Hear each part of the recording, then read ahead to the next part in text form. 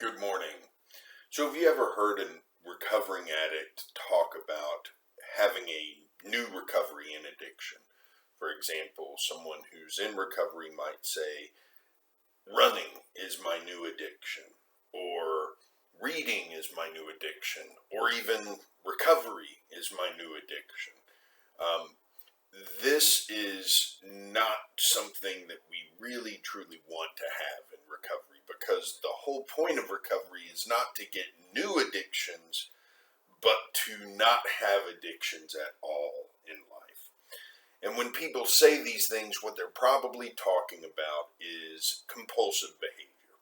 So I'm going to go over compulsive behavior today as discussed by the authors of Staying Sober, Gorski and Miller, and talk about the role that it can play in recovery and in leading to the exact same kind of problems that addiction had for people in the first place. So Gorski and Miller define compulsive behavior this way. They say compulsive behaviors are actions that produce intense excitement or emotional release and are followed by long-term pain or discomfort. These behaviors can be internal, such as thinking, imagining, feeling, or external, such as working, playing, talking, etc. Compulsive behaviors make you feel good in the short run, but weaken you in the long run. Many people who are recovering from alcoholism or drug dependence attempt to substitute compulsive behaviors for the use of addictive drugs. For some, the result is the development of severe compulsive behavior that can interfere with recovery. So, one of the things that's a little difficult about this is that a lot of the things that can become compulsive behaviors by themselves aren't bad for us. So, I mentioned running, for example. Exercise on a regular basis isn't bad for you. In fact, it's necessary for healthy recovery. Reading, even reading to escape, that's not a bad thing. Reading for fun every now and then, even on a daily basis, is not a bad thing. But requiring it in order to deal with the daily stress of life is another thing. And throwing yourself into recovery activities, that's something that we should be doing in some sense, and especially, and this can be an especially hard one for people to balance, because a lot of times healthy recovery from alcohol and drugs requires us to really do some intense work up front that looks a lot like compulsive behavior. But we just have to be careful that we don't get to a point where this compulsive behavior starts to cause the same kind of interference in our day-to-day life that our addiction did. So the authors categorize 8 different types of compulsive behavior here. They talk about compulsive behavior in terms of eating and dieting. So you can think of overeating or eating, gorging yourself on sweets and fatty foods, and using food to relieve stress. Or the opposite, which is compulsive dieting, which might even get into the the eating disorder spectrum. Gambling is another compulsive behavior. Working and achieving, so overworking, overachieving, needing to constantly be doing something and achieving something, that's one that I can identify with. Exercising, so compulsive exercise. So again, not talking about taking a quick run every day or going on a walk every day. I'm talking about the compulsive need to exercise. Sex, thrill seeking, escape, and spending. So let's talk in a little bit more detail about some of these, and I'll just give examples from my life.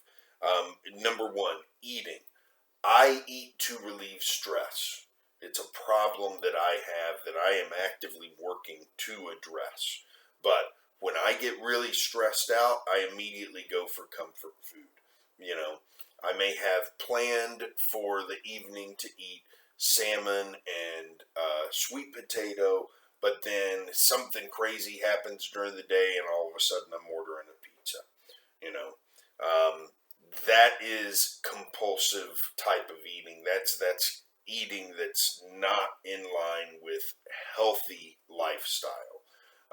And so for me, one of the things I have to work on is not using food to relieve stress, using food to nourish my body and coming up with more healthy ways to relieve stress. Um, Gambling is another one I've got experience with. When I was drinking, I played a lot of poker, especially online poker.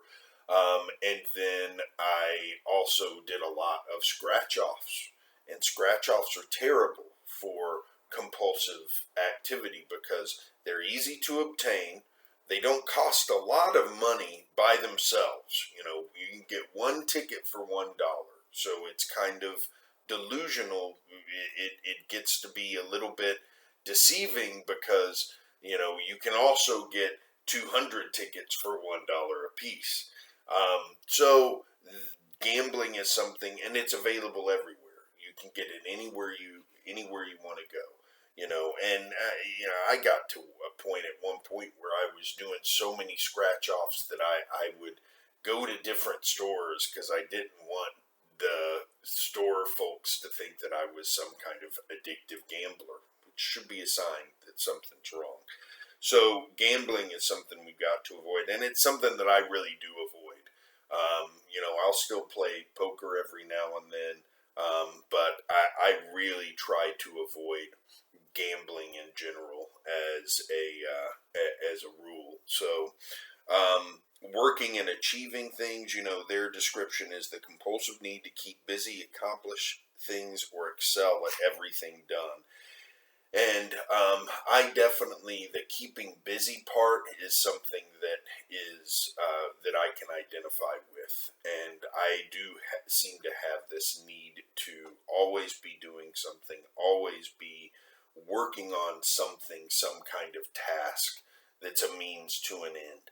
Now, I think that this is one that I kind of go back and forth on because I do that during the day, and then in the evenings I'm able to very easily shut down and put on a TV show or chill out with a video game, and relax. So this isn't something that I think has gotten into compulsive territory yet. I think it's a good balance of keeping busy during the day and being productive versus being compulsive about those activities.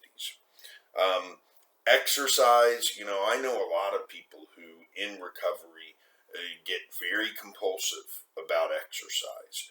And this is not, don't get it twisted. Daily exercise is not compulsive exercise. That's not what I'm talking about. Daily exercise is actually something that we all probably need. You certainly need a day off here or there to let your body recuperate, but daily exercise, in terms of mild exercise, is a good thing. But what I'm talking about is compulsive exercise. Like the example they give in the book is a guy who sets his goal to run 3 miles 3 times a week. And then he achieves that, and then all of a sudden he's doing 3 miles every day. And then all of a sudden he's doing 3 miles in the morning and at lunch and after work.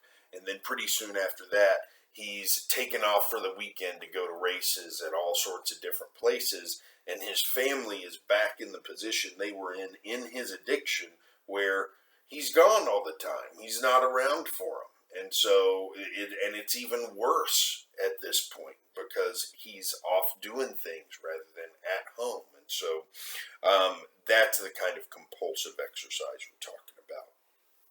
Sex, you can imagine where a compulsion like that would go. Thrill seeking, same thing. This could be people who are constantly looking for some new source of thrill or adrenaline that they really get off on.